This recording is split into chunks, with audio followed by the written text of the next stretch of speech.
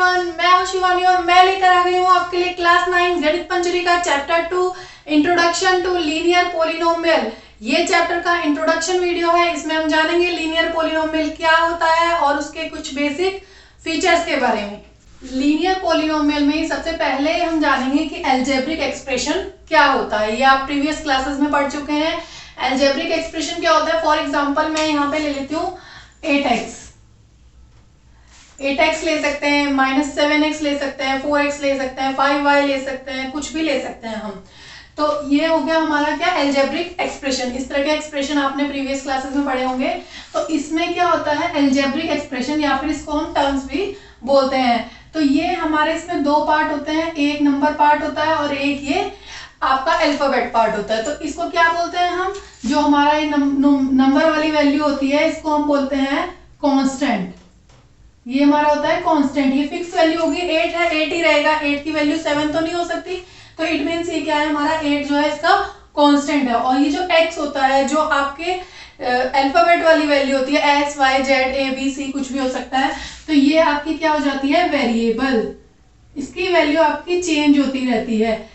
x की value 1 आ सकती है, x की वैल्यू 2 आ सकती है, कुछ भी रख सकते हैं ना। तो इसलिए ये क्या होता है आपका वेरिएबल। वेरिएबल मीन्स ये वेरी करता है, ये चेंज हो जाता है। तो इस तरह के एक्सप्रेशन क्या होते हैं आपके, अलजेब्रिक एक्सप्रेशन। ये सिर्फ आपकी एक टर्म है।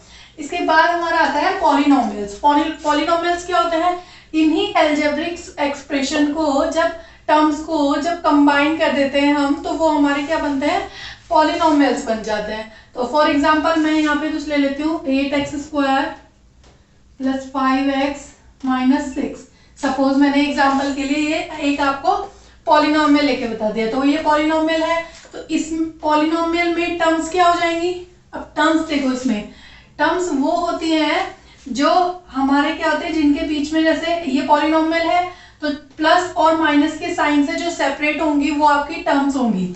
यानी कि एक टर्म्स हमारी ये हो गई, एक टर्म्स ये हो गई, एक ये हो गई, क्योंकि इन दोनों के बीच में क्या है, प्लस या माइनस के साइन है। तो टर्म्स क्या हो गई हमारी, एक टर्म हो गई हमारी 8x², दूसरी टर्म हो गई हमारी 5x, तीसरी टर्म हो गई हमारी 6। अब देखो इसके आगे माइनस का साइन है तो ये हो गया आपका -6। अब ये देखिए यहाँ पे आप इसको ऐसे नहीं ले सकते कि यहाँ पे दो टर्म है 8 एंड x²।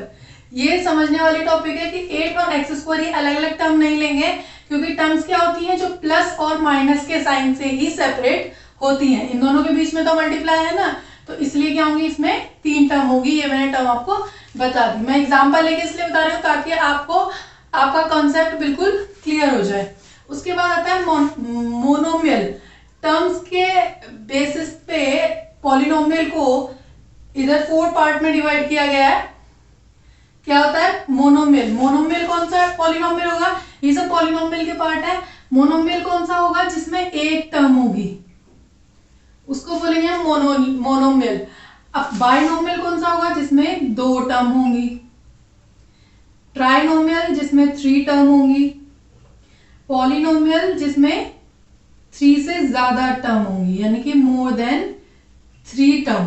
ठीक है, अब एग्जांपल में बता देती हूँ मैं आपको। 8 टर्म वाला पॉलिनोमियल तो हमने यहाँ पे लिया था 8x भी ले सकते हो, 8x² भी ले सकते हो, कुछ भी ले सकते हो आप। 2 टर्म्स वाला पॉलिनोमियल सपोज मैंने यहाँ पे ले लिया 5x - 6।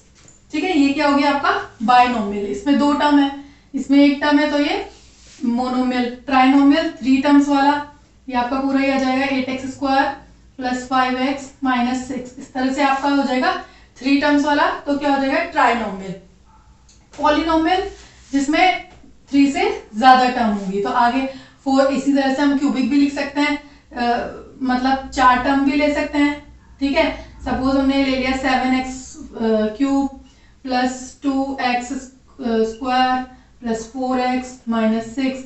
इसमें हमने क्या, एक टर्म और बढ़ा दी, तो ये क्या हो गया, 3 टर्म से ज्यादा हो गया, तो ये हो गया आपका पॉलिनोमियल। ओके, इस बात टॉपिक आता है डिग्री ऑफ पॉलिनोमियल। तो पॉलिनोमियल की डिग्री क्या होती है, क्या होती है, हाईएस्ट पावर ऑफ वेरिएबल। कोई भी पॉलिनोमियल होगा उसमें क्या होगा, कांस्टेंट होगा, वेरिएबल होगा।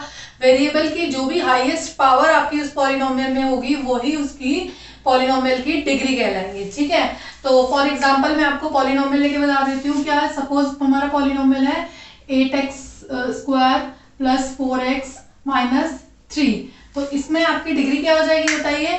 Degree highest power of the polynomial. Highest power क्या है? वेरिएबल क्या है आपका? x है। x की हाईएस्ट पावर क्या है? यहाँ पे 1 है, यहाँ पे 2 है, तो हाईएस्ट पावर कितनी हो गई? 2। तो इसकी डिग्री क्या हो गई आपकी? 2। इस तरह से हम आपकी जो आपका पॉलिनोमियल होगा उसकी डिग्री फाइंड कर सकते हैं। इसके बाद आपका आता है टाइप्स ऑफ पॉलिनोमियल। डिग्री के बेसिस पे पॉलिनोमियल को इन पार्ट्स में डिवाइड किया गया है। तो क्यूबिक पॉलिनोमियल कौन से होंगे? जिनकी आपकी क्या होगी? डिग्री 3 होगी। क्यूबिक डिग्री 3 होगी, तो वो हो जाएगी आपकी क्यूबिक पॉलिनोमियल। जिसकी डिग्री आपकी हो जाएगी 2, वो हो जाएगा आपका क्वाड्रेटिक पॉलिनोमियल। जिसकी डिग्री आपकी हो जाएगी 1, वो हो जाएगा आपका लीनियर पॉलिनोमियल। एंड जिसकी डिग्री आपकी हो जाएगी 0, यानी कि वेरिएबल की पावर 0, यानी कि वेरिएबल होगा ही नहीं जिसमें, वो हो जाएगा आपका कांस्टेंट पॉलिनोमियल। जिसमें वेरिएबल ही नहीं है, यानी कि सपोज 7, 4, -6, ये सब क्या हो जाएंगे आपके? कांस्टेंट पॉलिनोमियल, जिसमें वेरिएबल आपका होगा ही नहीं। तो इसमें भी एग्जांपल लेके मैं आपको बता देती हूँ। क्यूबिक पॉलिनोमियल क्या हो जाएगा? जैसे मैंने पहले बताया था 4x³ minus 8x² plus 5x - 6। Suppose मैंने एग्जांपल ले लिया यहाँ पे क्यूबिक पॉलिनोमियल वेरिएबल की हाईएस्ट पावर क्या है? 3 है आपकी, तो डिग्री क्या हो गई? 3 हो गई। पॉलिनोमियल कौन सा हो गया? Cubic polynomial. क्लियर है? ऐसे ही डिग्री 2 वाला हम लेंगे तो हम यहाँ से ले लेते हैं सपोज मैंने ले लिया 8x² माइनस 5x प्लस 6, मैंने ये ले लिया। तो इसकी डिग्री क्या हो गई आपकी? वेरिएबल की हाईएस्ट पावर, वेरिएबल x की हाईएस्ट पावर कितनी है? 2 है। डिग्री कितनी हो गई?